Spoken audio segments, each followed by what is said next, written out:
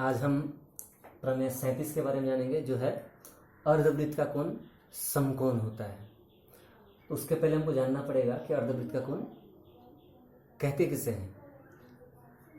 मान लो ये एक संपूर्ण वृत्त मैंने खींचा है, ओ केंद्र वाला एक वृत्त है। इसमें मान लो अगर हम लोग एक व्यास,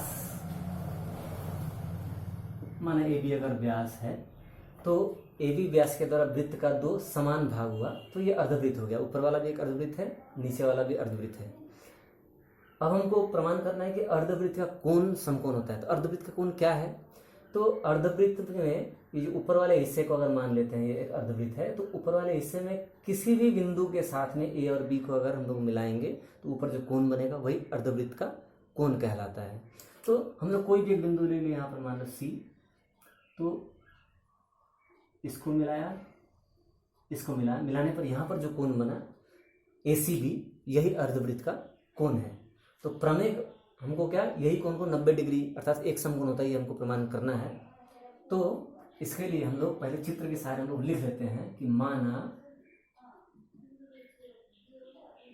ओ केंद्र वाले वृत्त में, ओ केंद्र वाले वृत्त में कोण ACB एक अर्धवृत्त का कोण है। तो हमको प्रमाण क्या करना है? प्रमाणित करना है, क्या प्रमाणित करना है कि कोण ACB बराबर एक समकोण होगा। हमको ये प्रमाण करना है।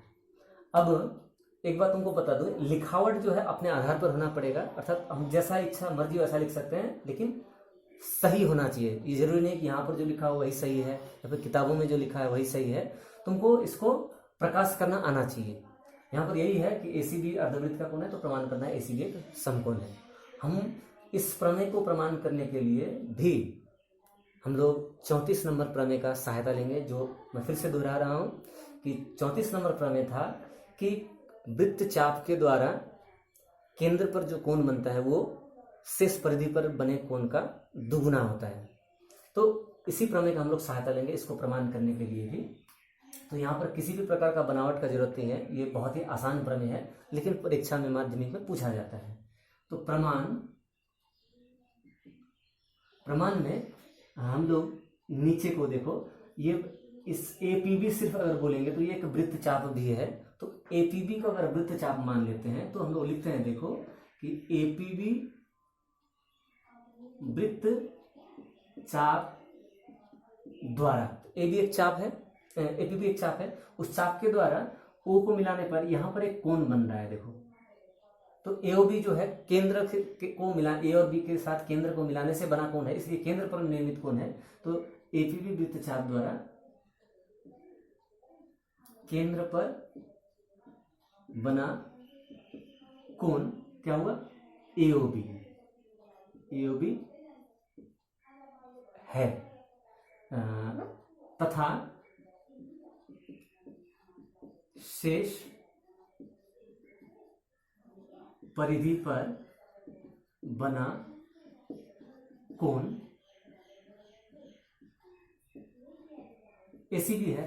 अर्थात ये अगर APB अगर चाप है तो शेष परिधि ये हुआ, उस पर बना कोई एक कोण ये ACB हुआ, ये कोण ACB है, वही मैंने लिखा। तो 34 प्रमेय बोलता है कि केंद्र पर जो कोण बनता है वो परिधि पर बने कोण का दुगुना होता है। इसलिए हम लिख सकते हैं 34 प्रमेय के आधार पर कि कोण AOB बराबर 2 इंटू कोण ACB।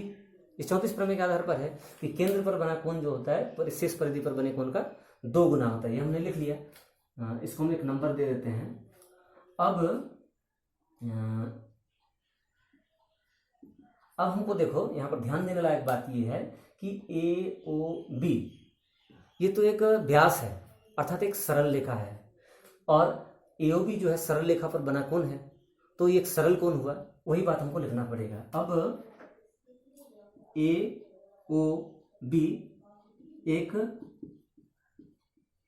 सरल रेखा है, तो सरल रेखा में स्थित जो भी कोण होगा हम लोग लिख सकते हैं। इसलिए कोण AOB क्या है, एक सरल कोण है, एक सरल कोण है।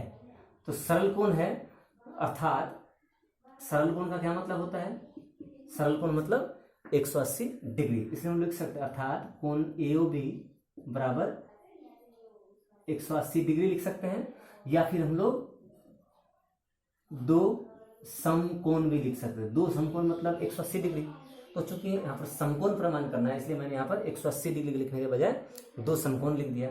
अब इसको एक नंबर देते हैं 2।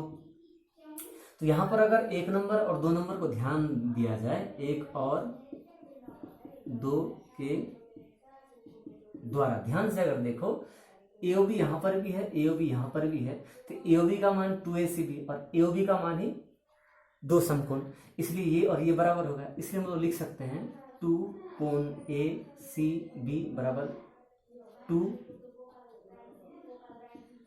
समकोण। अब यहाँ पर ये 2 और 2 काट सकते हैं समीकरण के नियम के आधार पर, इसलिए कोण ACB बराबर 1 समकोण। और हमको यही प्रमाण करना था, अंग्रेजी में प्रूव्ड या फिर हिंदी में प्रमाणित। बस बहुत ही आसान सा प्रमेय है, लेकिन ध्यान अगर न दो, थोड़ी सी भूल चूक अगर हो जाए तो फिर नंबर सही नहीं मिलेगा तुमको इस सवाल में। तो ध्यान दोगे, यही रहा तुम्हारा प्रमेय 37।